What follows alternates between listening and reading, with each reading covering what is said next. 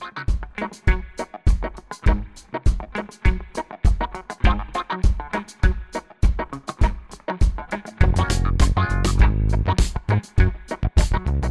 hi everybody. Welcome back to Rex-A-Vision. I'm your host, Rex Thompson, and welcome to my look at the wonderful people who fill the crazy world I live in.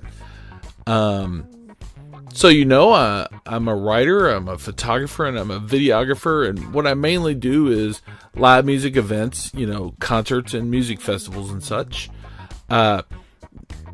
Obviously, my job is pretty damn fun, and I have actually the coolest combo of the day job and night job version of what I do that you could have. Sort of by day, I work for Live for Live Music, which is like the coolest music website on the web. And I write articles for them, and I film shows, and I get to write things about bands and people I like. And, then I've got a pretty sweet night gig too. I work for and actually live in the Spirit of Swanee Music Park. We just got done having a huge bluegrass party for the weekend with the Swanee Spring Reunion. We've got lots of interviews and such from that party coming up over the next week or so. See, I started this podcast to sort of focus on the good in life. I'm blessed. Between traveling the country, hitting shows for chunks of the year, and then having ginormous music festivals take place basically in like my backyard, I've managed to meet an astounding amount of really cool people, and I'm lucky enough to call them friends. We're talking musicians and stage people and fans from every walk of life, from the humble living out of their car teenage music junkies to millionaire rich folks who are still seeing shows into their 80s. You gotta love the just wide assortment of people who love music.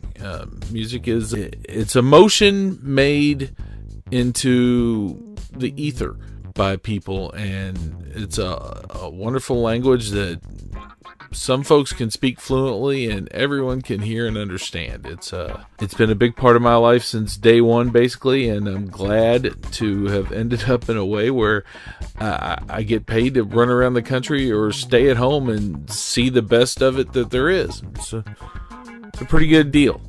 Anyway, the podcast is based on something, sort of a fake game show I made up to keep myself from going crazy as I was driving these really long drives between festivals. I call it Cross Country Quiz.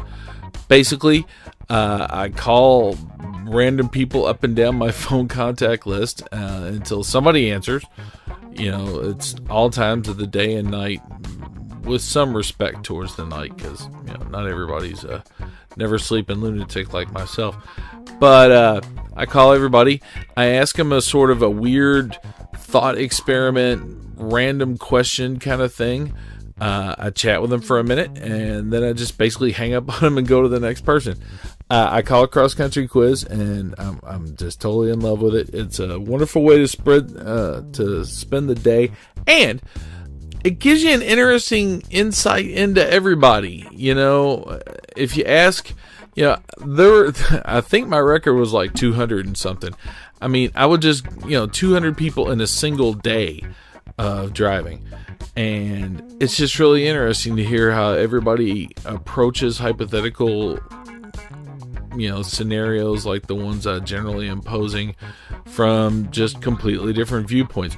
And I'm pretty sure some folks are just kind of joking with their answers, but a lot of people seem to not only enjoy it, but kind of look forward to it. So it's something that I really enjoy. We got 3 guests on this time out. Keyboardist and happiest man on any stage he's standing on, Steveland Swatkins. The just hypnotically magical Rachel Ammons, the multi-talented, multi-instrumentalist from the Ben Miller Band and Tyrannosaurus Chicken. Also, just sort of inspiration for this podcast. I mean, as I said, it's based on me calling people and asking questions, and there's nobody who's called me and asked me more fun random questions than Rachel. She's the one who sort of made this thing happen. And then last, but certainly not least, is legendary concert festival poster artist extraordinaire.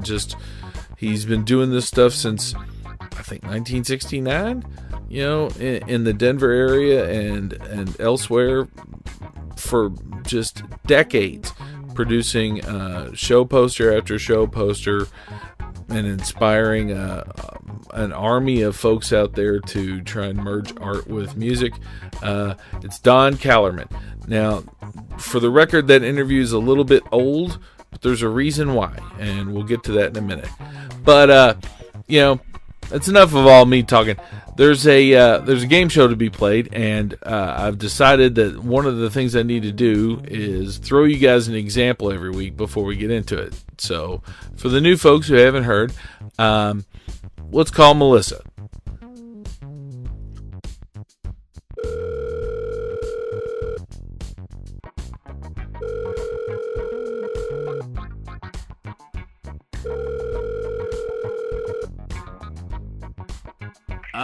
Hello, Melissa. Are you ready to play cross country quiz? Yes. Okay. You're out in the woods late at night, and suddenly there's a bright light all around you. You find yourself lifted up, and you're on an alien spaceship surrounded by little gray aliens like all the little movies and everything. Okay. They reach out to you telepathically and tell you that they are going to destroy the Earth unless you can tell them 5 things that humanity has accomplished that make us worth leaving alone. Oh, man. What 5 achievements of humanity would you tell them to try and save our lives? Oh, my goodness. I like this one. Huh? I like this one. I don't like this one. This is hard. Well, cross-country quiz isn't supposed to be easy, sweetie.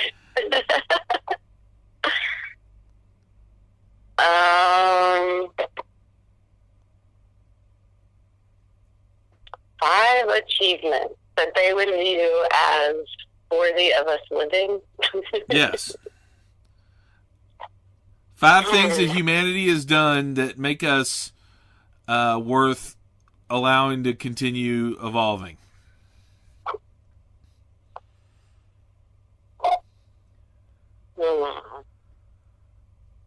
I am feeling the Earth get destroyed if you're in charge of this.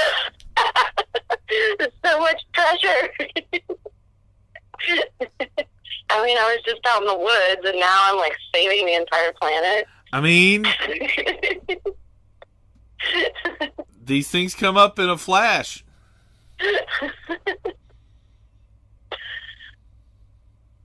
Oh my! I don't know. I might need a. I don't know. Well, thanks to you, Melissa, humanity is doomed. No. Now I feel shitty.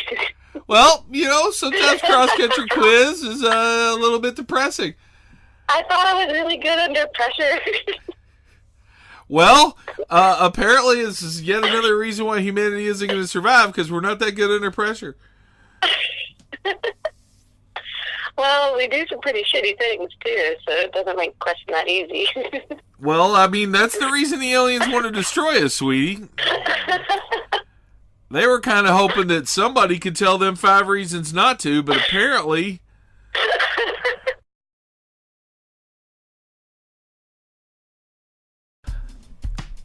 All right, now I promised Melissa that I would explain to everybody that I put her on the spot there and that she feels that this was not her finest effort. I'm sure she's going to get another chance to redeem herself, but as of now, the human race is kind of gone.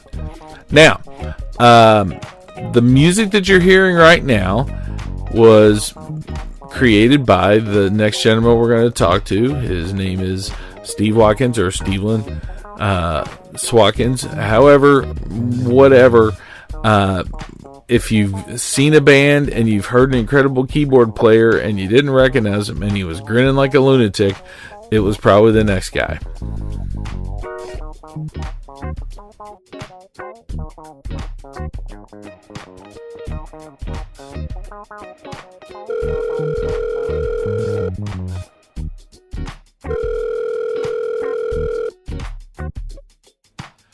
All right, here we are again. Are you ready for cross-country quiz? Yeah, bud. All right. This one's a little less morbid than the last one we had for you. You're in charge of a Super Bowl party in this scenario, and you are given an unlimited food budget, as much money as you could ever have, but you're only allowed to serve 5 distinct items. Now, things that are normally paired together, like chips and salsa, or chips and dip, or whatever, or things that construct an item like a salad bar or a taco bar, are allowed, but they can only be the thing that they're supposed to be. Like, you can't make a taco salad, or whatever. It's one or the other. So, under those parameters, what 5 items would you serve your Super Bowl party? With all right, well, there's got to be chicken wings, right? I personally agree with you. But I'd like to know how you would want those chicken wings served. Like, what would they be? Oh, I mean, they'd be like the crispy chicken wings, not those like undercooked kind of mushy ones that you get at the bar when you feel shame, but like the good crispy ones that you can kind of just like gnaw on them, and then that beautiful chickie just kind of comes right off. Gotcha. And and it's just like good. It's good eating. So you eat it with your hand. You can watch the TV while you're eating it. It's real good. Chicken wing. Everyone likes a chicken wing. I love chicken wings. I'm a big old boy. I'm not going to argue that. But one thing I've also found recently is I kind of like the chicken thigh. It's like the drumstick part of a chicken wing, or not a thigh, excuse me, a chicken drumstick. Because it's like the best part of a wing, only huge. Yeah. Yeah, I mean, that stuff's great too. I'm also down with chicken thighs. I mean, that's what they use to make like sesame chicken, General Tso's chicken, all that really tender. Oh, that's the best. That's real good too. It's kind of tougher to fuck up. It's like dark meat, so like you can kind of just cook it almost any way you want, and it's going to be just fine. I'm on a bit of a diet right now, and I got to tell you, I almost fantasize about dark meat. Oh man, well, you're asking all these food questions, so I'm gonna keep dragging you through it. I came up with cross-country quiz questions before all this started. Okay, so you got chicken wings. I'm assuming some sauces and stuff. What else you got? Probably like can we do like chips and queso as item? Something like that that's normally paired together. What kind of queso? What are we looking at here? It's got to be just like that good like yellow queso, that good like queso fundido. All right. I think that's the stuff right there. And then how about beverages? I mean, we're talking about beers. No, that's all separate. Okay. Because there's got to be some beers, Rex. I mean, dude, clearly in this scenario, if you're going to have an unlimited budget for food, we're going all out on the fucking beers and all that stuff. No, this is just... It was sort of it grew out of a consideration of, I was talking to a guy who's fairly wealthy who was throwing a Super Bowl party, but he only had a very small buffet. And it made me laugh because it was like, you could have whatever you want, but you've only got room for like 5 actual plates. Right. So what the hell are you going to put out?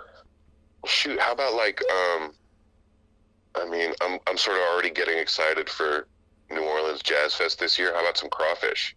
All right. Like, are we talking a full boil, or are we talking just... Yeah, I think like if that's one item, then crawfish boil. Yeah. You're not the first person to go crawfish boil. Oh my God, that'd be amazing with the corn and the potatoes and the sausage. I'm assuming you're going to make Shaggy do this? Yes. I've got Shaggy coming up on the podcast. I'm sure he's going to be like, crawfish boil, crawfish boil, crawfish boil. What are my other two? Crawfish boil and crawfish boil. Well, what do I got? Is that 3? I believe that's, what is that? Chicken wings, queso and chips, and crawfish boil. So, yes, we're at 3. Oh, my God. I mean, I've never had this much money in my life before, Rex, and I'm spending it all on food. This is great. I mean, food for your friends, no less, for a party. Yeah, dude. Then let's do like a little dim sum too. Let's do some Asian pot stickers. Okay. Some Szechuan dumplings. Sounds lovely. You're into it? Okay, no, dude. I'm literally salivating right now. Yeah. You had me at chicken wings.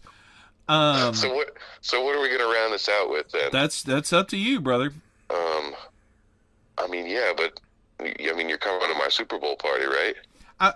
If I'm asked, yes, I'm coming to your Super Bowl. Unless, of course, I'm still living in Florida and you're living in Portland, Oregon, then, maybe not.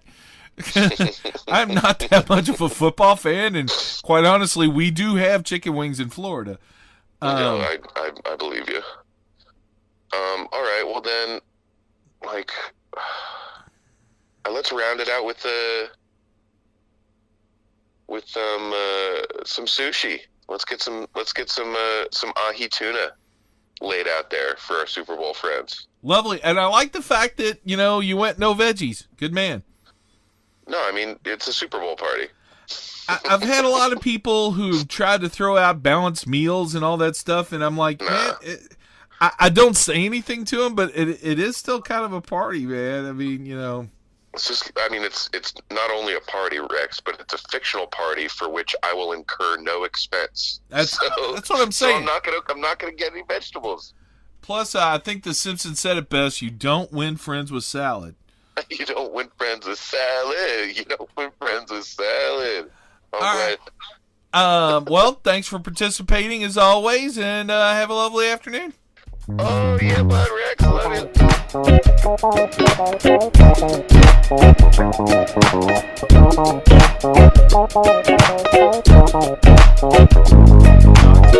All right, I'm gonna make you introduce yourself here. Okay. My name is Steve Watkins. I'm known by my stage persona, Steveland Swatkins. I play the keyboards and I sing, and then I'm known for the talk box, which is a thing popularized by Peter Frampton and Roger Troutman of Zap, and I make my fingers go wheedly wheedly wheedly wee professionally. I'm glad you threw that professionally on there. Yeah. You kind of sort of sold it there a little bit. Besides the fact that you're known for, or that you do that, you're also actually pretty good at it. When did you start? With the talk box specifically? No. Well, more specifically with the piano, with the keyboard, with the. Yeah. When I was growing up, I was playing guitar and bass, and I've been in bands since I was about 13 years old. I think 12 or 13, like 7th or 8th grade. I've been in bands, and kind of just like by the time I hit high school, I just grew my first beard out of sheer determination, and started looking for bar gigs basically, and I switched to keyboards probably around 18. I started to get really obsessed with vintage keyboards. I bought my first Roland Juno 106 and a Fender Rhodes, and then I was off to the races and caught the full gear acquisition syndrome as it relates to keyboards, and started getting obsessed with Hammond organ and Hohner clavinet and Wurlitzer pianos and all that, all the synthesizers, all the Moogs, and all the juicy stuff. And it's sort of been been playing a lot less bass and guitar since I caught the keyboard bug. Now, the other thing I've noticed about you is that you're like the smilingest dude on any stage you're on. Is that like a stage persona, or are you really that chipper? I mean, when I'm on stage, Rex, it's like being invincible. It's like no one's going to come tell you to clean your room when you're on stage playing music. Like, you're doing what you're supposed to do, sort of I really do feel like I'm fulfilling a purpose that I don't have access to in all walks of life, but as far as like it relates to music performance, I genuinely feel pretty damn good most all the time. Like any day that I can touch my instrument and play music is a goddamn good day. You know what I mean? That's about as simple as I can put it. That's a pretty beautiful way to put it. Now, these first chats I'm doing with you and with everybody else that are going to cover the first probably 4 to 6 episodes of the podcast are really just sort of my way to introduce everybody to my just nationwide army of weirdo friends. And but there is one topic I'm trying to touch on with musicians in these little short intros. It's the thought of music as a language of its own. Would you say that's valid? Would you say that what you're doing is communicating with folks not through words but with music, sound? Yeah, I'd say that's for sure valid. And I mean, music is, yeah, it's sound, and it's also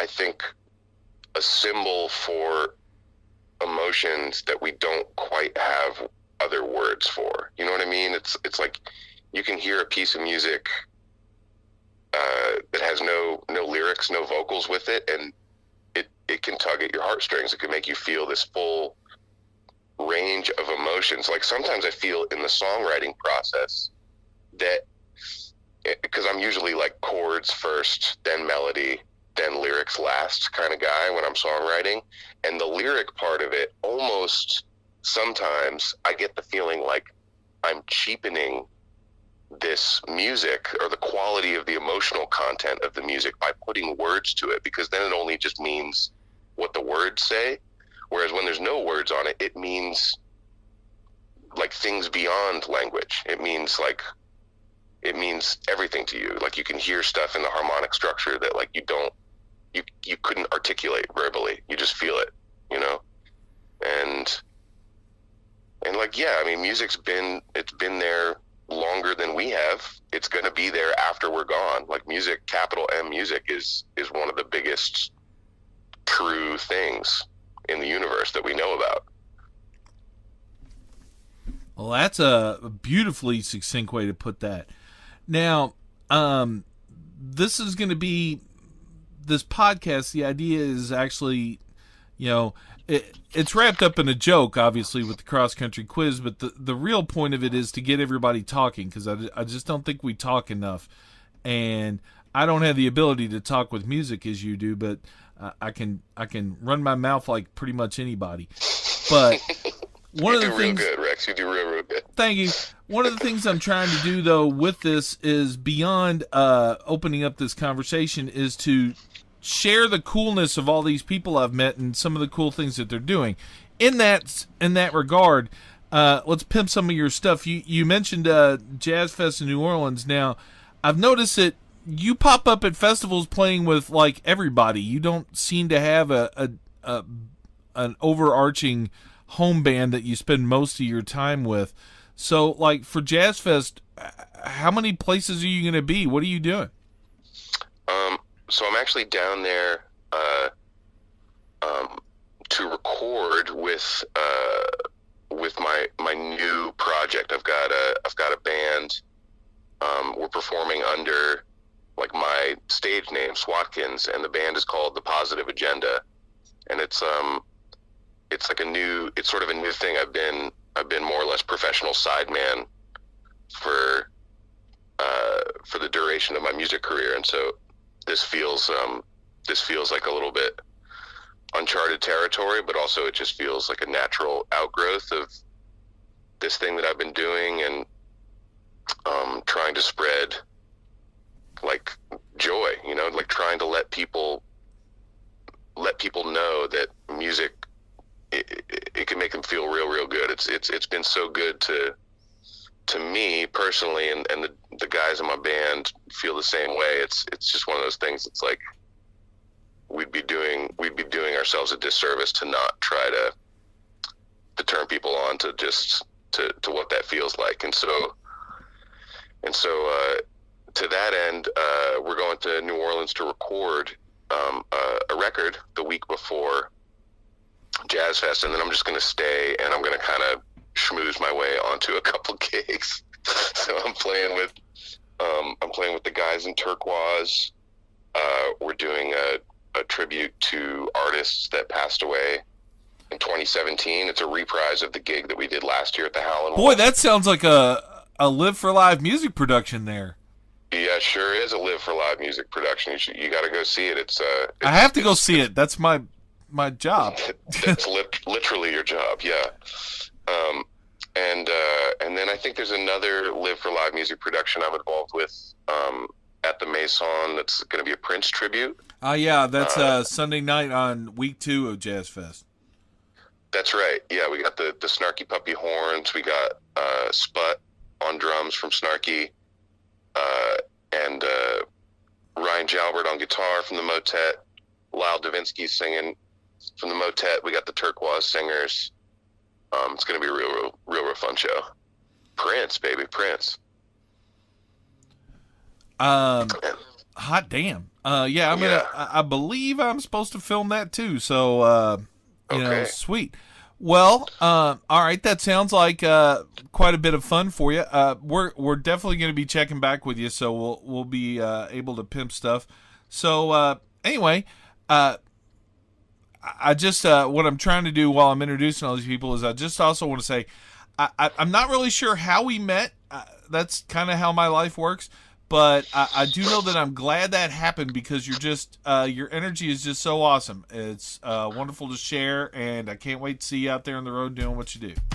Thanks, Rex. Yeah, I don't know if we met possibly at Suwannee or if we met in Portland. I don't quite remember either, but I appreciate you reaching out to me. It's always a pleasure to talk with you, man. Cool. And all right, again, this podcast was born out of the fact that I know so many wonderful people, and it occurred to me that I could probably hit them all up for favors. It's a terrible way to try and do something, but I am ready to help everybody else if they need some photos or the like. I am more than willing to help those in need when I can. Steve made these 2 little pieces of music. I'm guessing they were demos for something he wanted to do for himself, but he sacrificed them to me, and I have done all I can to honor the wonderful contribution that he's given us. All right, let's give Rachel a call.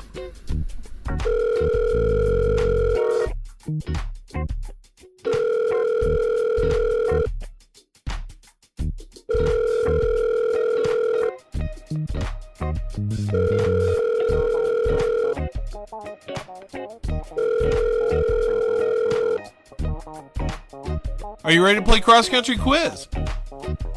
Yeah. Okay, so you're asked to prepare the food for a Super Bowl party. You're given an unlimited budget, but you can only choose 5 items to serve.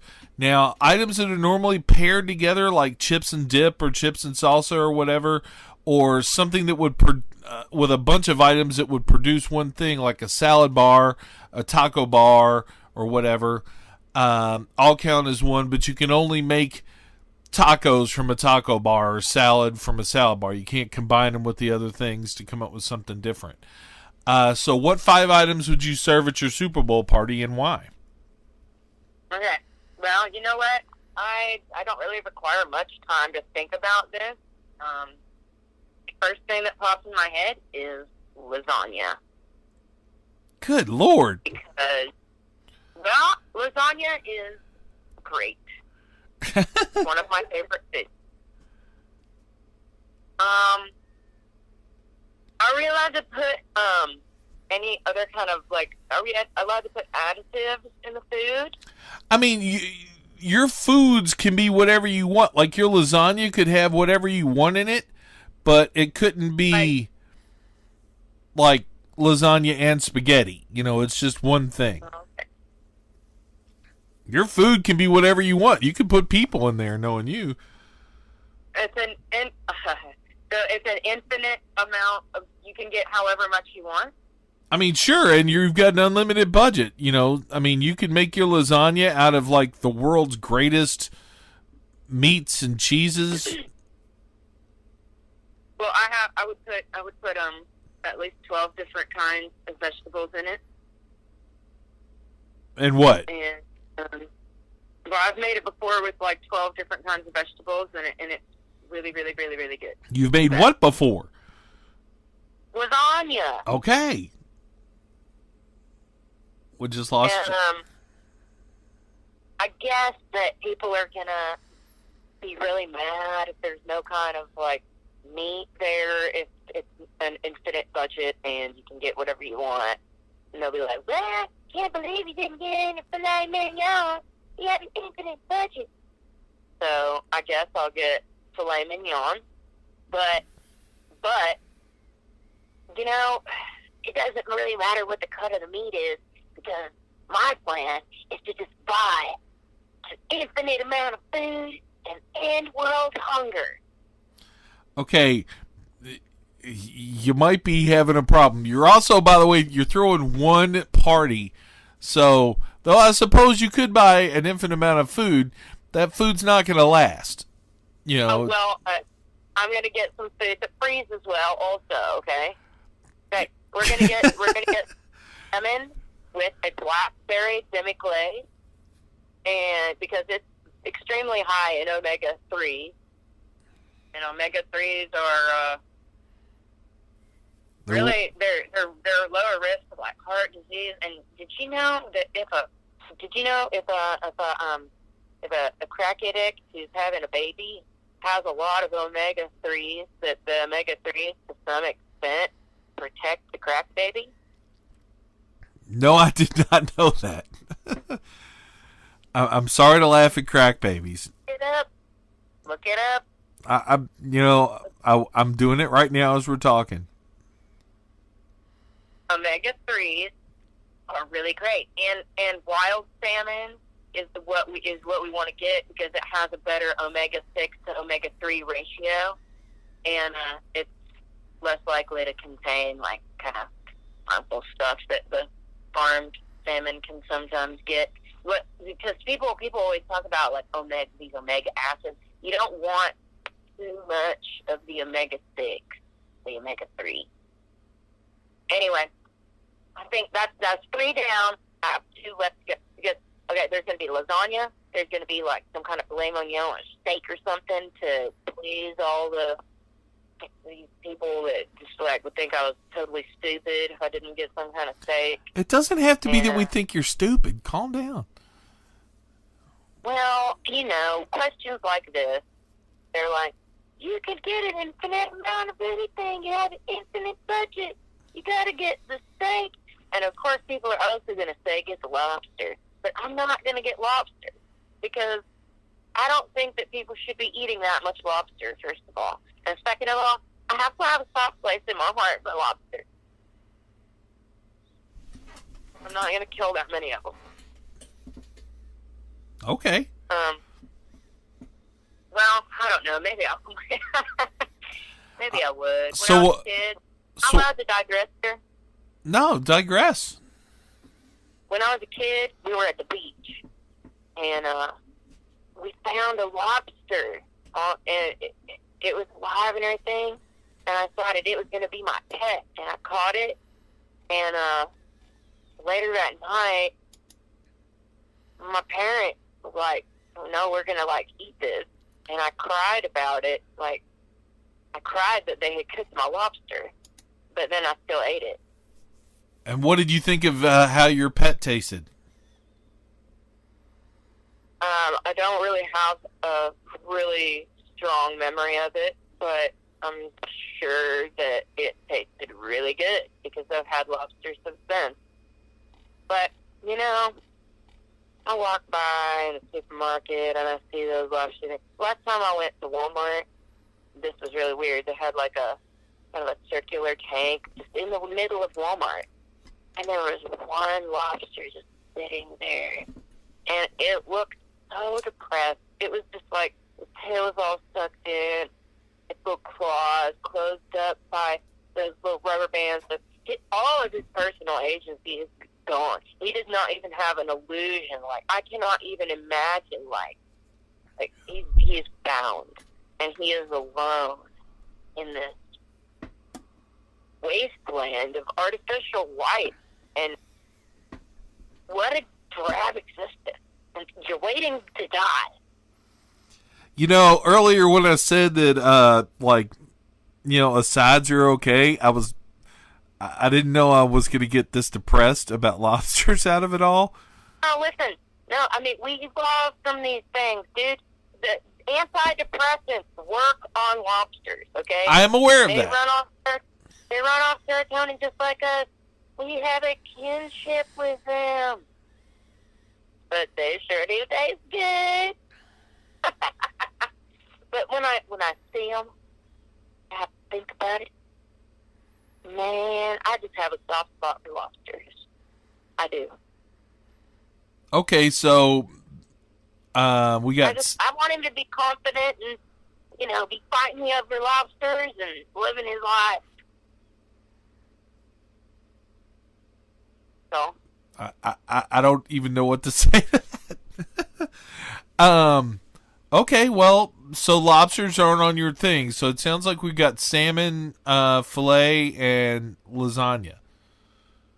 And I was gonna throw the steak in there, kind of as a. Well, that was a filet. It's not all about me. This is not all about me, and I know a lot of people like steak and stuff. It's okay, so yeah. The best steak available, and I think steak freezes pretty well. We're gonna freeze the steak, and we're going to distribute it to various organizations and World Hunger. Okay, let's put a pin in that ending world hunger thing and go back to the other two items for your 5-item buffet. Okay. So we got steak, we got the salmon, we got the lasagna. We're not going to have lobster. No, though, I love crawfish etouffee, but they're just really little lobsters, aren't they? They are mini lobsters, yes. So, but man, I don't feel as bad about them. They're smaller. It's harder to empathize with something that's less like a hamster, more like a bug.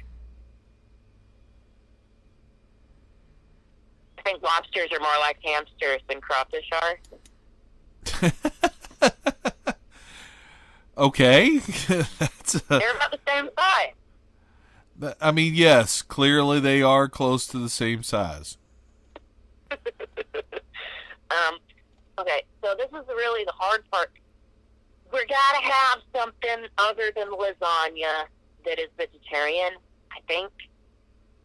Okay. Because if it's like everybody, there's gonna be somebody in there that's like, I'm on this macronutrient diet and I have to have vegan and can't have anything in it, no oil, no grease, you have to get it in a separate pot, and I'm kosher. So. And maybe, they're kosher. Maybe like some kind of salad, do you think? Salad, it's got to have artichoke hearts in it, and maybe some olives. You could have a salad bar with anything you want on it, as long as people can only make salads from it. Oh, wow. Okay, well, then, just like, we're gonna have 5 different kind of olives. Also, olives preserve really well, so that goes to our ending world thing. They're going to be eating fillets and olives. Gotcha. Well, okay. And artichoke hearts. Artichoke hearts are really great. It's got to have kale because that has like 200% of your vitamin C for the day. If you eat a pretty good serving of that, it has tons of vitamin A and from the beta carotene in it, and it's got 1,000% of your vitamin K1. So kale is really kind of a super duper thing. It's got B6, copper and manganese, which is kind of hard to get from a lot of different things. I worry about getting enough copper. I'm thinking about starting to sleep on a satin pillowcase, because satin is high in copper. It's good for your skin. Okay, so Anyway, there's 4. Oh, seaweed, dude. It's got to have seaweed on the salad bar. Because seaweed is like my favorite vegetable. It is more nutritious than vegetables from the land in many cases. It's got a lot of iron in it. It's got a lot of what? It's got a lot of iron in it, but where what's really, really cool is that it's got so much iodine, which you don't find in a lot of things, which is why we have to iodize our salt. I am learning so much in just trying to find out what 5 items you would serve for a Super Bowl party. But, I mean, you have to have iodine for your thyroid. No one's arguing that you have to have it, sweetie. I'm totally there with you. I was just saying I was learning things here. Did you know that just eating a high iodine seaweed like kelp just a few times per month can give your body all the iodine that it needs? I did not know that. You can even get like dried kelp tablets, and totally natural. That anyway, I have heard of.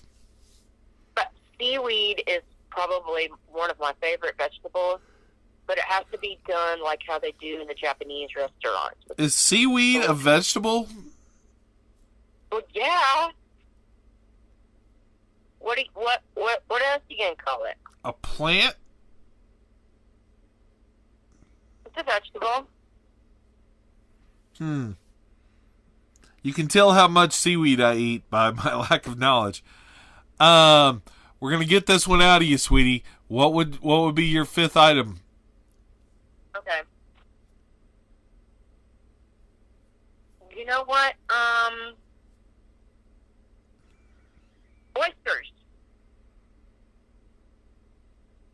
Oysters. Because number 1, they're fancy. And number 2, they're another really nutritious, like super duper nutritious food. But we're going to do smoked oysters in the can because then we can redistribute them.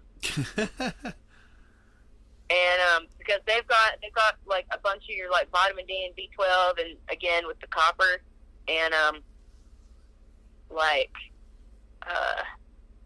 really just they're kind of one of the most nutritious foods that you can get.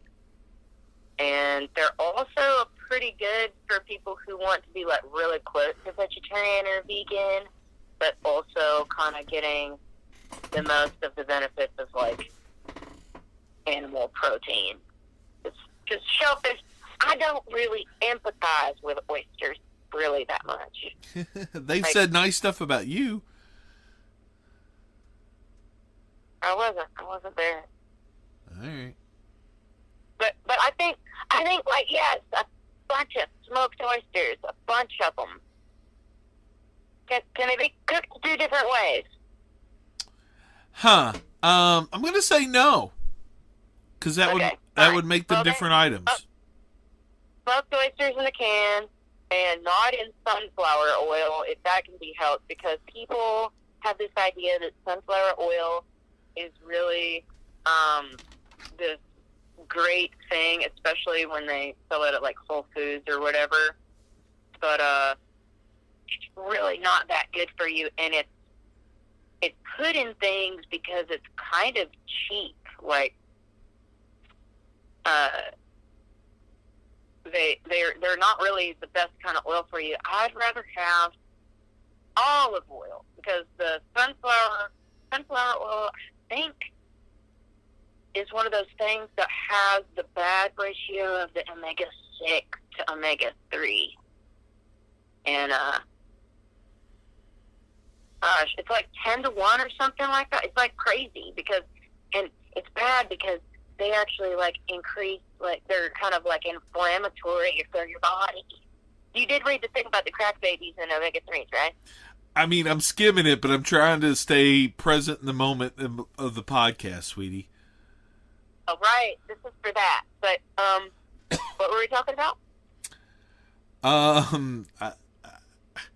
I've sort of lost track. Let's see. You don't empathize with crawfish or crustaceans. Oysters, yes. Oysters are our last food. We're going to can them up, and we're going to send them all over. Okay. And this is good for everybody. That's good for they can do oysters, and they can do steak. And you know what? The lasagna freezes very well. Again, it's a very forthright way you're looking at doing this. Well, I mean, if I have an infinite budget, the first thing that comes to mind is end world hunger, right? But you know what else we could do is we could the idea of this is that you're trying to provide food for one specific party. That's the challenge being put forth to you here. About the party of the human race. I mean, it's everybody does generally watch the Super Bowl. No one's arguing that. So I don't. Oh God. Well, as always, Rachel, thank you for playing Cross Country Quiz. Wait, I have one more thing. Okay. What if we got one of our food items that all these raging meat eaters are going to eat and not be able to resist, and we put sedatives in it, like, not a lot, just a little bit, and end Super Bowl rioting. And end Super Bowl what? Rioting. These people are rioting in the street. They're infuriated. They're insane because their team won. It was just a stray thought. Okay. Think no more of it. I shan't. All right. Well, I wasn't really I wasn't really very cogent on all of this. Okay, you gotta admit, she's charming. I mean, no matter what I try to do, couldn't turn her away from wanting to feed the world with her Super Bowl bounty. Rachel is probably my single most talented friend because it seems like there's nothing that she can't do when she tries. She makes art and she makes wonderful music. She does everything, and she does it with a smile and an energy that's all her own. Let's have a quick chat with Rachel.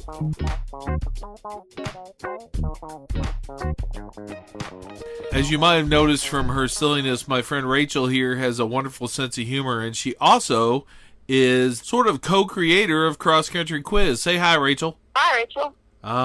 The old jokes are the best. Dude, I'm sorry. I shouldn't have done that. I was sorry. Never apologize for cracking a joke. Have you been having these kinds of weird thoughts pop into your head for your whole life, or did you get hit with something and it started or something like that?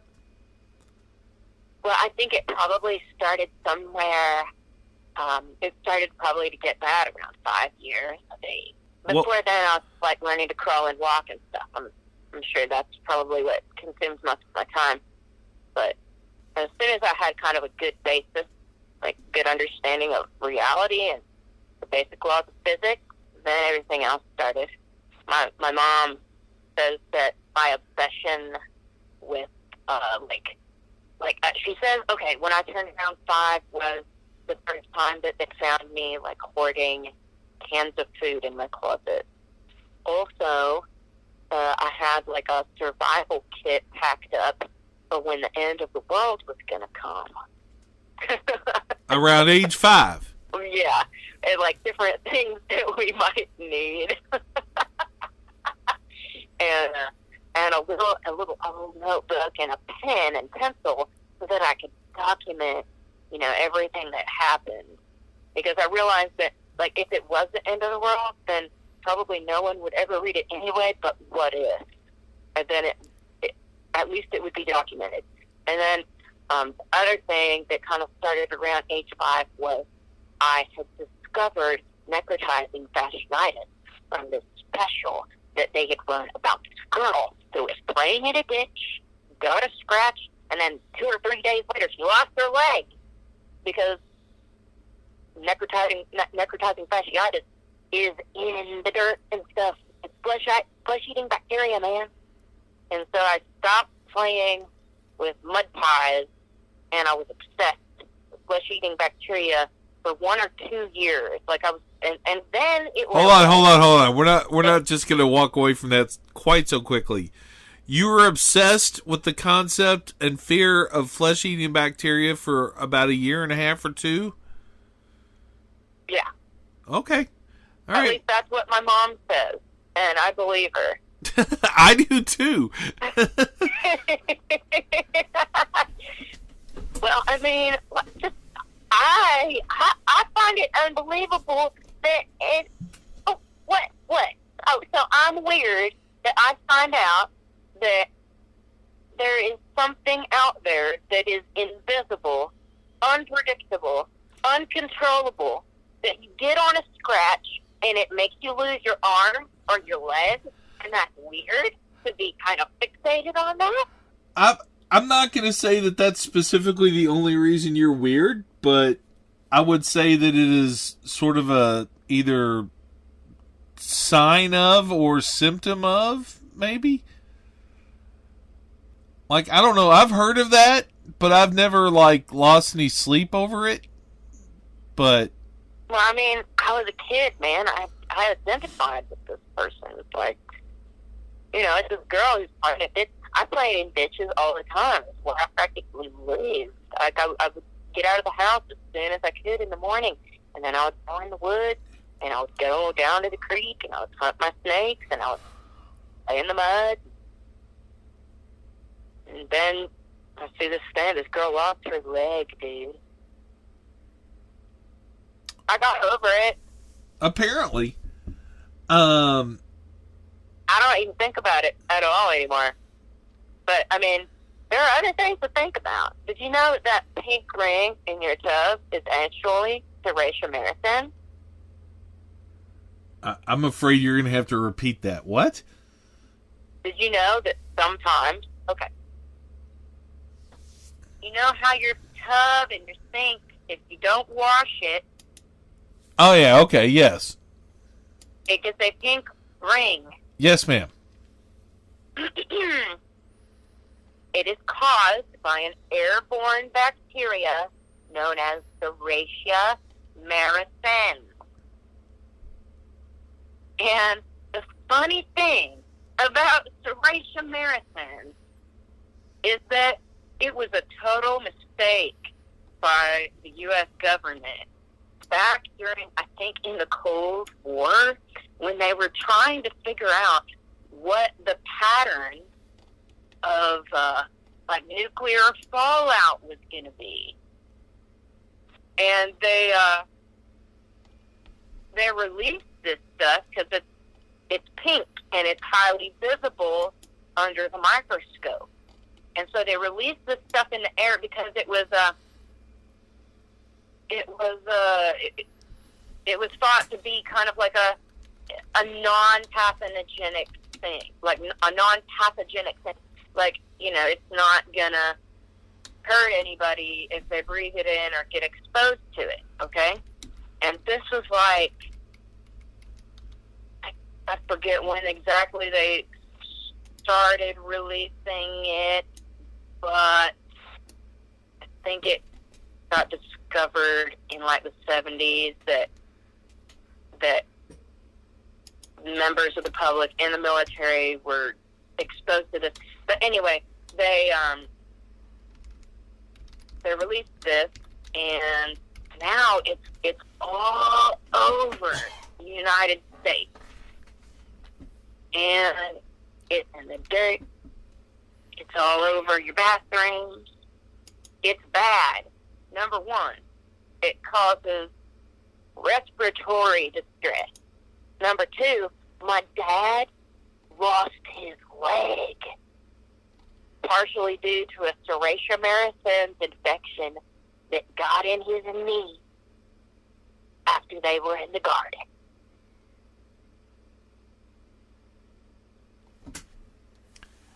as usual, you are a font of interesting and kind of disturbing information. So, this is sort of your introduction to everybody who's going to be listening. I hope this isn't like a big, huge thing where everybody knows now. They don't know it now because we're just recording this now, but after we play it, everybody will know. Okay. And this is going to come out next week, so, just a little warning. So, let's talk a little bit about... in subways and on bus lines and everywhere, dude. We're releasing this stuff everywhere, and it's a disease. That does sound worrisome. I don't know. I'm just less worried about diseases than you are in general, but we all have our bugaboos. So, your name is Rachel Ammons, correct? Yes. And you are a bit of a musician from what I am aware of. Is that not correct? Yep, that I am. So how many instruments do you play? I play a few. And I would play like whatever. I'm probably not very good at most of what I would play anything that would be in front of me. There's no guarantee that I'd be good at it or not. But what I actually play is violin, cello, slide guitar stuff. I sing, and I usually play drums with my feet when I do my one project. And oh gosh, what else? Like mandolin. I forget. You forget. That's how many instruments you play. You can't even remember them all. Well, I don't really... Okay, stuff with strings, yeah, I can play. Oh, banjo too. Stuff with strings I can play, but, if you put a flute or something in front of me, I would try it. I just brought a trombone home, and I'm about to polish it all up, and I'm about to try and learn how to play some stuff on it. It's not going to sound good, I don't think, but, I can already get a couple notes. I believe I am required by law as a man to make some sort of polishing trombone joke here. I'm going to fight off the urge, but I just wanted you to know that is something that maybe you'll have to hear in the future if you bring it up as you did there. Well, maybe I'll just be more careful with what I bring up. And, if you're required by law to have to do something because you're a man, I don't agree with that. It's guy law. I'm afraid that, it's a thing. Man law, I guess it would be. It doesn't sound so much like a law from some external forces. It sounds like some kind of abdication of responsibility on your part so that you can't be held accountable for anything that the other parties exposed might think is a little bit improper. Does it sound like a law to me? Okay, so yeah, maybe. Moving on. Besides being able to play pretty much anything with strings and probably anything that gets put in front of you, you're in a couple of different bands right now, correct? True. So your most recent project is that you've become a member of the Ben Miller Band. That's right. And you're getting to travel not only around the country, but kind of around the world with them, right? Around the world. At least, kind of a hemisphere. At least you're off the American continent. Well, yeah. Yeah. And then you have your own duo project with your partner and beloved music scene fixture, Smilin' Bob, right? Yep. My godfather. And that is the ultimately named what? A Tyrannosaurus chicken. Okay. Now, I've kind of always wondered this one. Where the hell did you get that name? Well, it's kind of one of those things where we started playing, and it was originally Smiling Bob had this solo act that he's always done all this Delta blues stuff. Because he grew up kind of down in the Delta. His dad was a coal miner. Their family picked cotton, and they were just around this stuff. They were around this music, and he was steeped in it. And that's his background and where he came from. When I saw him doing this, I was instantly hooked. That slide guitar Delta blues sound was the absolute coolest thing that I've ever heard in my life, and it's still the coolest thing I've ever heard in my life. And we started playing together, and at some point after I got back from college, and is when all of this started to happen, and it's kind of ruined my career path and going to grad school and all that. I decided to do band instead. So we started playing together, and for one show, I think it was Rachel and Smiling Bob, or Smiling Bob and Rachel, or something like that. And we were just okay, this thing is obviously a thing, because it was kind of like magic when we got together. It was really great. And we were we need a name. What are we going to have our name be? And then we were just you know what? It'll just come to us. So let's not really think too hard about it. Anyway, he's watching PBS or something like that, and they're doing a special on manipulating the genetics inside chicken embryos that turn stuff on and off, because chickens evolved from dinosaurs, and the stuff is still in there to make teeth and tails. And they mess with these things, and all of a sudden these embryos are growing teeth and tails, and it shows an x-ray or something like that. And Bob was describing it to me, and he said, man, it when that thing hatches, it's going to be a little Tyrannosaurus chicken.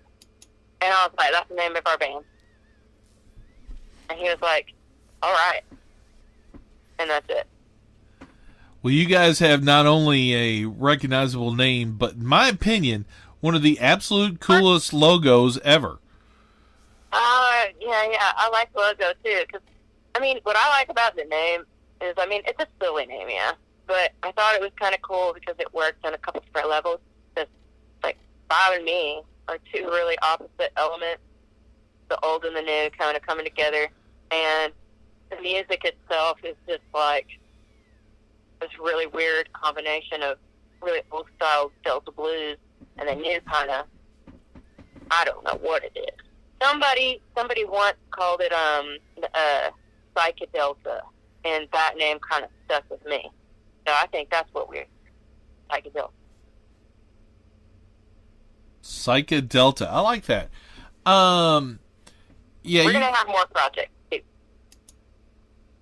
Well, as long as they come up with a logo anywhere near as good as the Tyrannosaurus chicken one. I really like the Tyrannosaurus chicken logo. It's going to be hard to beat that, because I really like a band's logo that it's almost like it's a mascot. It embodies the name of it and the idea of the whole thing. I don't know. I guess I don't really pay a lot of attention to lots of bands' logos because I'm too busy wrapped up in what I'm doing. Well, I've got plans for you to be one of our more regular contributors to this whole thing, and I'm sure we're going to revisit you again, but I'm going to go ahead and move on to the next poor sucker to play cross-country quiz here, but for now, I want to say thank you so much for inspiring some of this madness, and just for being a light in the darkness of the world. Thank you. Okay. Now again, Rachel wasn't ready for our call. She called in the middle of me doing another interview, and I just sort of ambushed her into finally recording her bit for the podcast here, her first bit. I promise you now, Rachel will be back. She is so awesome that it's almost unbelievable. Anyway, I mentioned this earlier. Don Callarman is up next. I guess, wise father of the Colorado music art scene.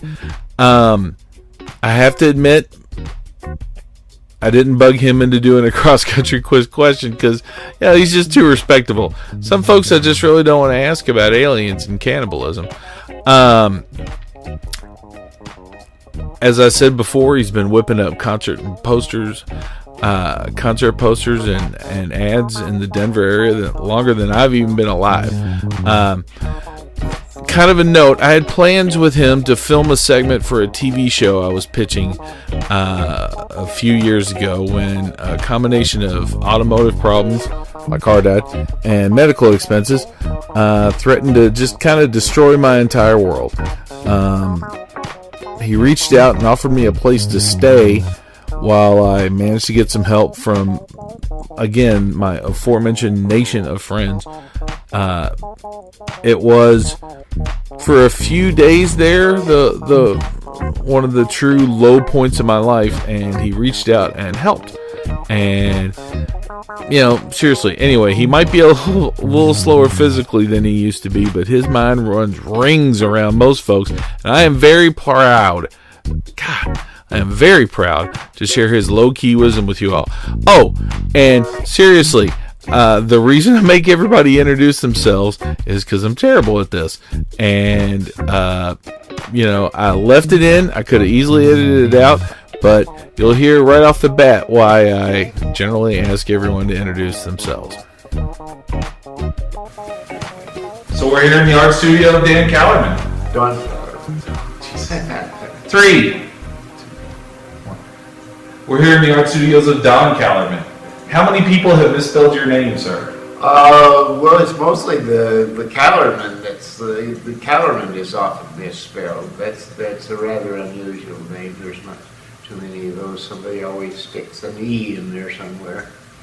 So, but Don, I guess there just aren't that many Dons left anymore. So. Seems to be going away. Yeah. Have you ever misspelled your own name? I probably misspelled it pretty often. I think probably since I quit drinking 30 years ago, maybe not so often anymore. That's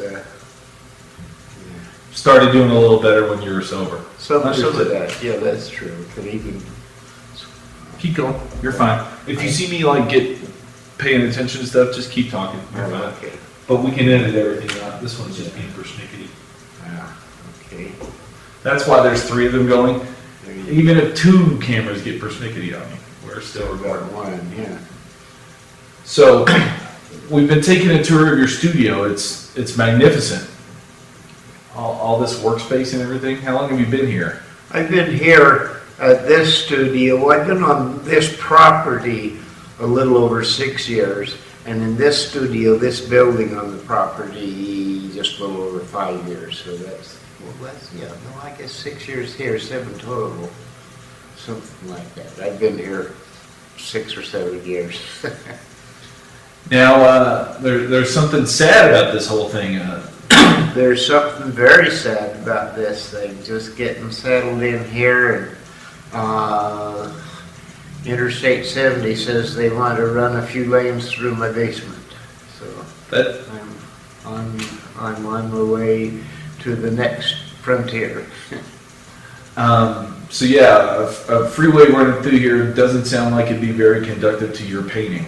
Not too much. I think the semis would probably be a little bit too noisy, and I don't have anybody but myself to man the toll booth. So still, that sounds like it could be profitable. It could be that. I haven't decided yet whether I want toll booths or machine gun turrets. Can we get both? That would be good if we put could. The toll booth in first so that we can pay for the machine gun turrets out of that cash. All right. So you've been here 6 or 7 years, but how long have you been in the city of Denver total? In the city of Denver, off and on. I've been here more on than off since 1964. All right. So, what draws you to the city? I first came to Denver. I first came to Denver to attend the University of Denver. I was in '64, and been mostly here ever since. What did you study at the University of I was Denver? fine arts painting. Oh, So, so you're like the one person who actually put their degree to use. well, I never did quite get a degree. I've got more than enough hours in my field, but I lack a few of the requirements on the side. Well, I think just looking around at some of the art in the studio, you've earned your degree in that way. Well, that's certainly, if time put in on it has anything to do with it, certainly have done that. I've put in a whole lot of time on this planet, I think. So I've seen a bunch of concert posters that you've done over the years. Can you put in a guess as to how many you've done? Concert posters. I've most of the concert posters I've done. Well, I started with Coyotes in '97. I think it was 1997, and probably at that time was doing maybe, I'd say maybe 4 or 5 of them a month. Maybe not that many, 4 of them a month, and so on. For a few years, I've done probably a little over 200 posters, maybe more. Good God.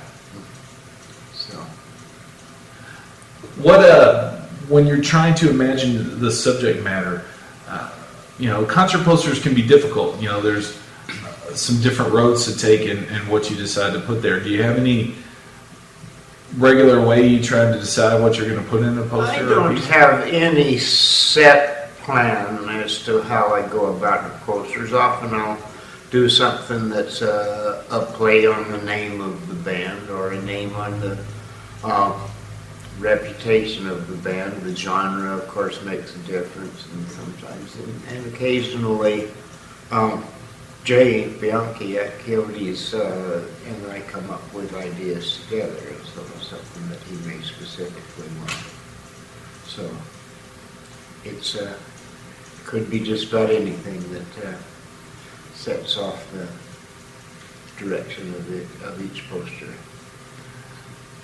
You mentioned Jay. How do you pronounce his last name? Bianchi. I'm bad with names. Bianchi. Bianchi. Well, you mentioned Jay. I'm just going to call him Jay. Okay, that's good, sure. You seem to have done a lot of work in conjunction with him and such at some of his clubs here in Denver. Oh, I have a long history with Jay Bianchi. I have a long history. And Jay's father and I were often next door neighbors, often shared painting studios with each other, and I've known Jay since he was about 3 years old, so I have quite a bit of history with him. Did you get to see his love of music develop? Oh, absolutely got to see Jay's music develop. There's a probability,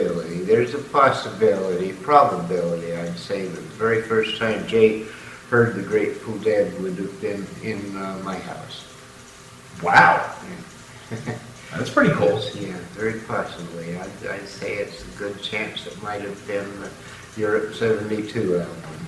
Oh, you can even nail it down to what album.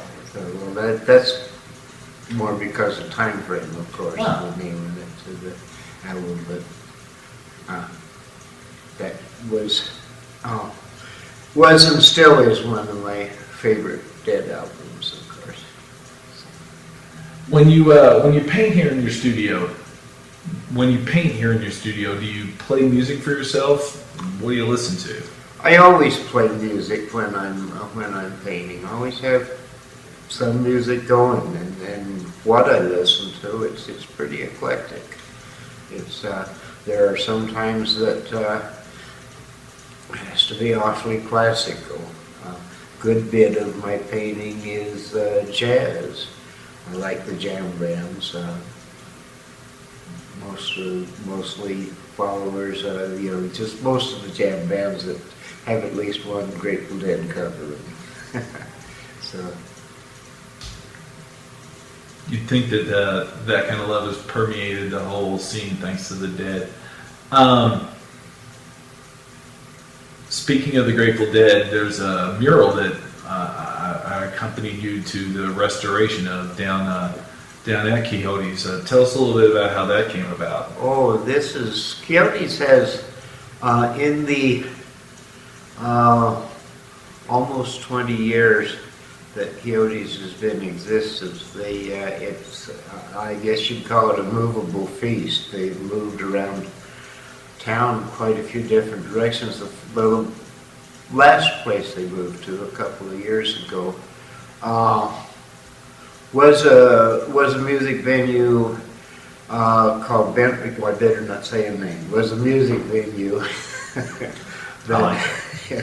that catered to the hipster crowd and what have you. Had a large painting of Johnny Cash on the outside wall. It had become an icon in the neighborhood. It was somewhat sort of a thing. When Quixote's moved in, after Bender's closed, Quixote's moved in, and right before opening night, they painted Johnny out and painted Jerry in. It didn't go particularly well with some of the neighborhood, some of the local Bender people, and it wasn't long before the first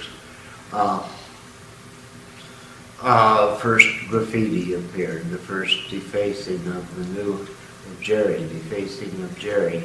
When you say Jerry, you mean Jerry Garcia, Jerry don't Garcia, you? of From course, the Grateful yes. Dead. Yes, Jerry Garcia. And so the painter, Kenny Hughes, that originally painted, actually changed the Johnny into Jerry without entirely painting Johnny out. So Kenny repainted, incorporating some of the graffiti into the new Jerry. Just recently, the alley was once again, the mural was once again defaced, and I'm in the process of touching it up and doing a little bit more again. And I wonder how this makes for an interesting little drama in the neighborhood, I suppose. We'll see what happens next. It sounds like an ongoing feud between... Could be. I think it's at this point more or less moot point, but so it's probably mostly over. There'll be a few times where somebody just likes to paint on the wall too, I think. So Painting is fun. Speaking of painting, like right behind you is a magnificent piece. It's an explosion of color, and there's an interesting thing that happens if you put on a cool little pair of glasses. Oh, okay. This is 3D. It works with the circular polarized glasses, and actually gives a very definite appearance of 3D. So if you're at home and you're watching this, you'll try on the special Rexivision pair of polarizing glasses that'll be included in the like $50 DVD package that I'm hoping will exist, but probably won't. So go to the store and pay $1 for them. But so if you look at this shot of Don right here, the painting behind him will be jumping out at you. You'll kind of want to reach your hand into But it. I won't be jumping out at you. You could I could. I jump at the camera. My jumping is all over with. Oh, well, some things. Now, I want to touch on something very important to me. You've recently done a great kindness to me. You know, I was in need. Car was broke down. The people I was going to stay with weren't going to be ready for me till the weekend, and you reached out through the magic of social media and offered me a place to stay. Why were you thinking of doing that? What inspired you to do something that nice? Well, magic of social media certainly is part of this process. We certainly you get to interact more closely if from more distance. How's that for good? More closely if from a distance. Okay. No. Sometimes wisdom sounds a little weird. That was good. Yeah,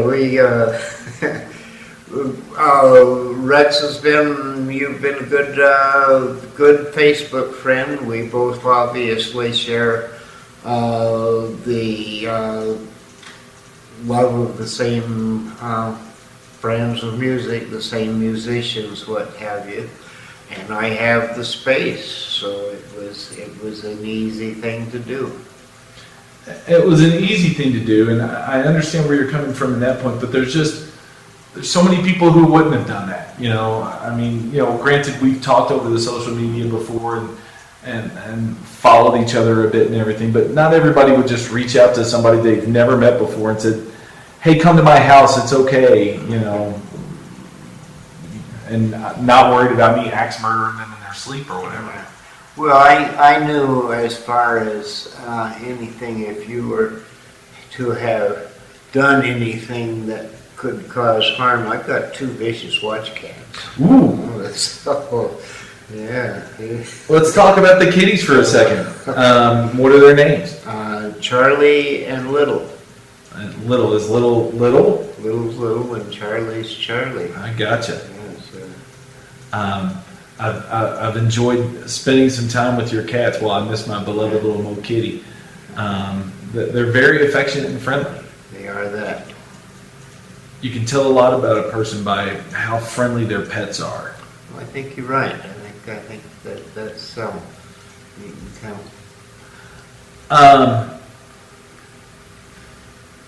Though you live in the building right behind you, there's ample space here for living, and you actually have another artist living here with you in the building, in your art studio. Yes, Lori Keener has a small apartment in the front of the building and a studio space in the rear of the building. She and I often paint live concerts together. Wait, you paint live concerts? Well, paint at live concerts.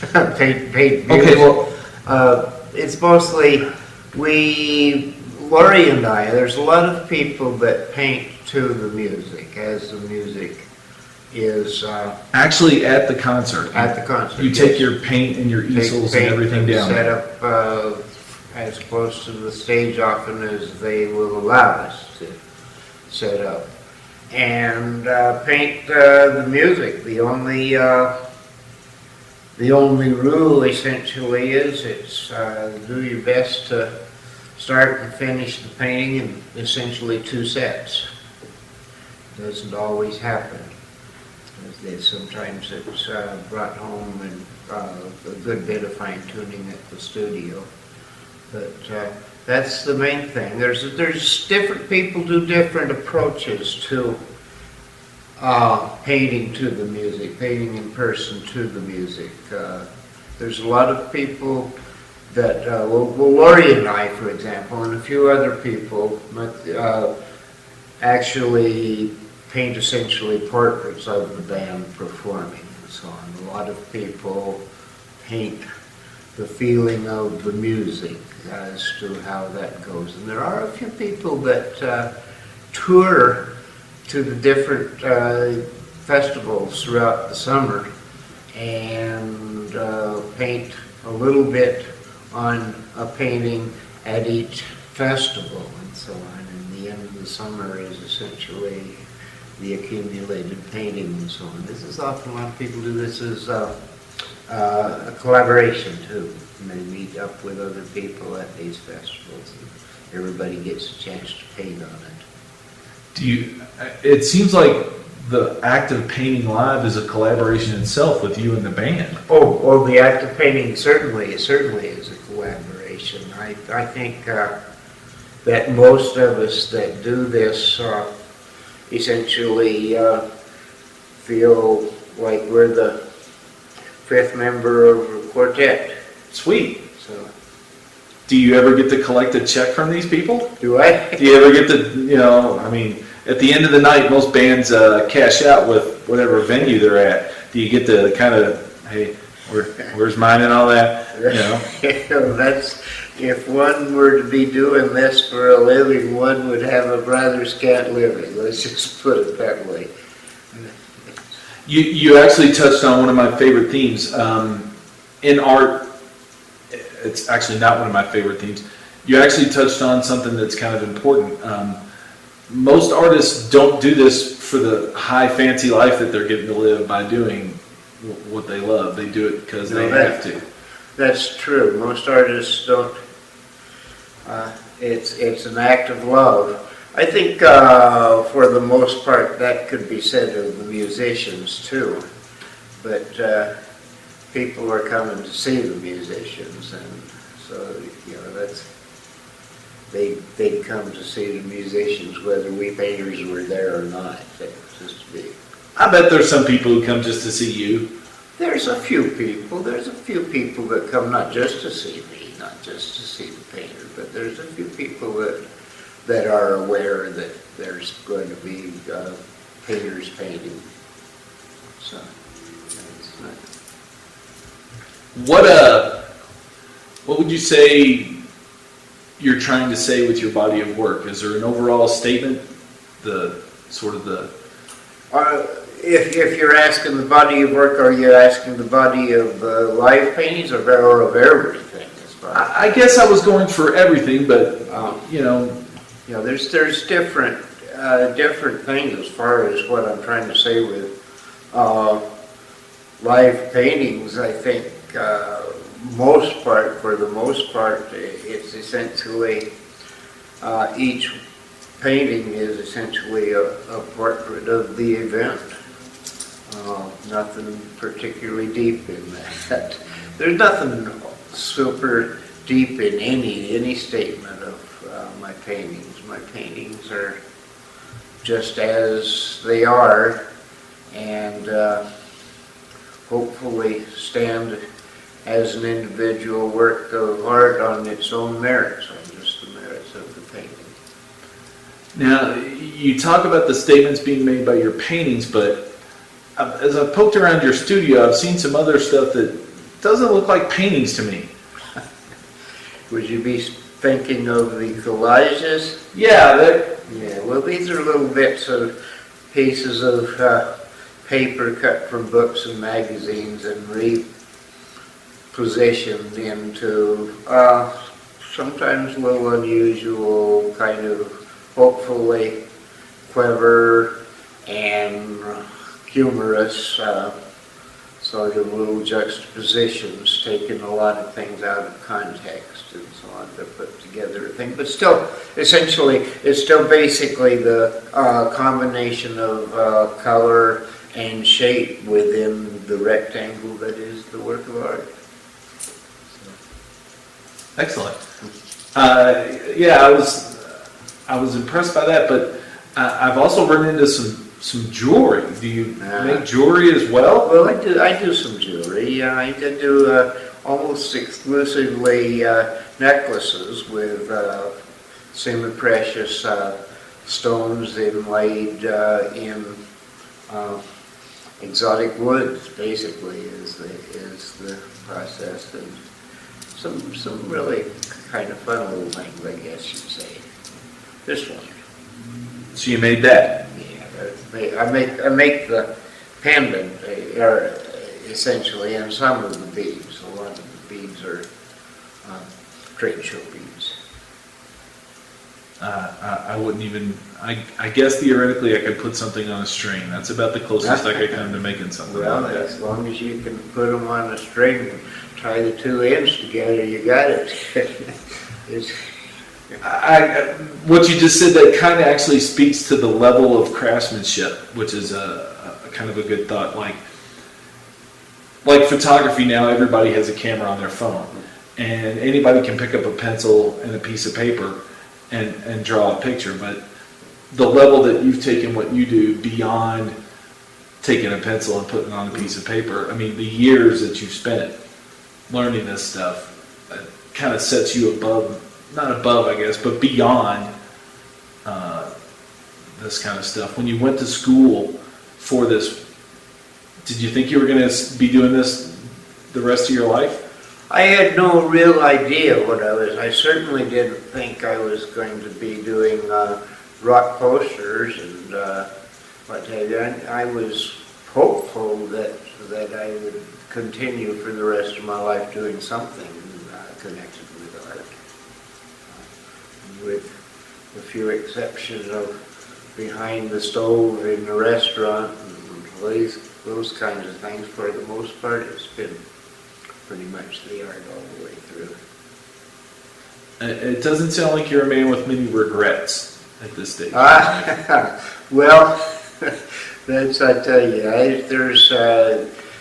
I don't know that I could say that I have few regrets. I have no, I see no future in regretting. So that's a pretty good philosophy there. You've got a little courtyard out here in between the two buildings. It seems like a pretty tranquil place, but it's it's a little. If I can borrow a radio station's motto here, it's a little oasis in the city, and it's I'm almost right under the freeway, and it's just that little spot of quiet, a little bit of peace here, just right in the middle of the inner city. There's something to be said for the fact that directly behind your building, all day long, thousands upon thousands of cars go by with no idea that in this little building off to the side that they're blowing by at 60, 70 miles an hour, there's this incredible art being made by these people. Well, that's not, just in all fairness, that's not entirely accidental. That's, I like the anonymity that one can sometimes achieve in the inner city. How do you mean? Well, it's how to put that. In a smaller community, essentially everybody knows you're there, and everybody has an opinion about who and what you are. Not necessarily bad, not necessarily good, that fact, but sometimes just like to take a step back into the shadows, if you will, just that, so in a city there's a whole lot more to do than worry about an individual. That's not very well put, but no, I like that point.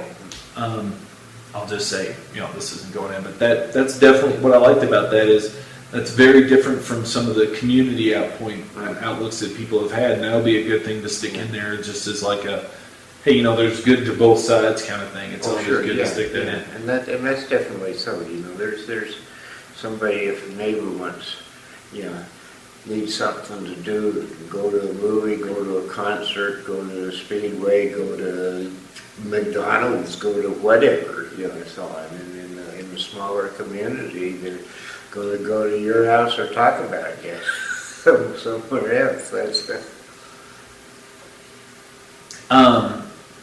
You're part of the music community. You're in this area, definitely, and circles across the country, you're kind of sort of legendary. I don't think that actually has a cash value to it, but it's something that you spent all this time giving to the art scene and giving to the community. Such as Lori, the way I understand it, you actually encouraged her to begin live painting. Well, pretty much so. That's certainly I think that the first live painting she has done was I asked her to come join me at Coyotes that one night to paint live. And she's actually far more into the music scene than I am, and she had done paintings, drawings, and so on of musicians before, but the first live painting came at Coyotes with, certainly, and such talent. I certainly have done everything I could to help that develop. That's a little bit of what I'm talking about in the community and helping each other. There's a mentality that, I don't know if it's consumerism breeds or capitalism or whatever, to try and be the best and to try and succeed, and in some cases push back and hold back some of your potential competitors. I know what you're saying, yeah. Well, I firmly believe that all art is communication. And if you're not communicating with your peers, I think there's something that you're lacking. And so certainly we commute. There is inevitably a certain amount of competition. Certainly, of course there is. There's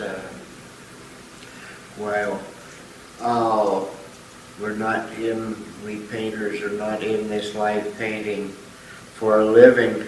Have to compete at least a little bit in this sort of thing. It's makes some interesting competition, and let's try to do a little bit better painting of the night than the person on the next easel over. And so is he or she trying to do it. So it makes some good painting. That's part of the communication. That's part of the weirdness, when you look at some of the problems with sort of the societal systems that are in place, like, say, capitalism or whatever.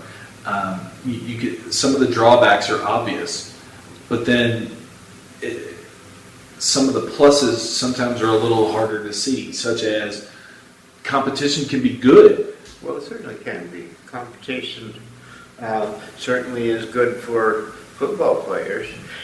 It's lucrative for a football player. No, competition doesn't have to be a bad word, certainly. Why we play Scrabble, we keep score, we play whatever games we play, we keep score, we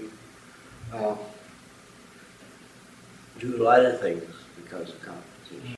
So I came here in a really bad place, and you opened up your house to me, and you let me in, and you let me crash, and you gave me my space and everything, and I can't thank you enough for this. I really hope that you understand how much you've meant to the whole documentary process and how awesome it is that we're here. Well, I'm glad to be a part of this documentation. Certainly, this is to me an honor.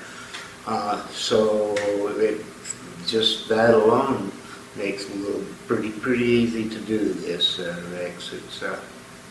It's just an honor to meet you, work with you, and I'm sure that we'll see each other in future projects. I'm certain of that. Well, for Rexavision, thank you. Well, for Callarman vision or lack of vision, thank you. And just so you know, Rexavision's trademark. So if you try that Callarman vision thing, I'm gonna sue you. Okay, all right, yeah. All right, I'll change that.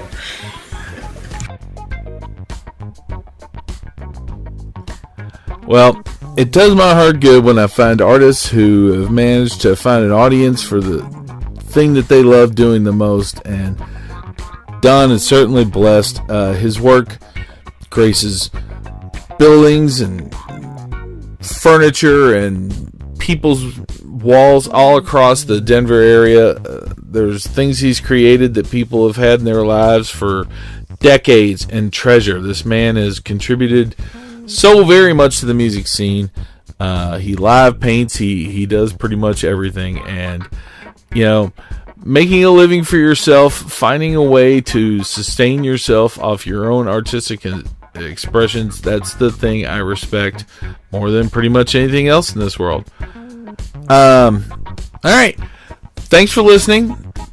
This next episode coming up is going to be the first of a little series I've been working on for a while. I'm very happy with some of the little sub-series that will be appearing in Rexavision. We're going to meet some of the many unsung heroes in the music business, the production folks and the promoters, first off. These are folks who don't get to walk out on the stage and have the lights and the cheers. They're the folks who make sure that other people get to do that. So this is sort of the equivalent of them getting to go out to that roar of the crowd and all the various underwears getting thrown at them. Until next time, please, again, and always remember that we are all in this together.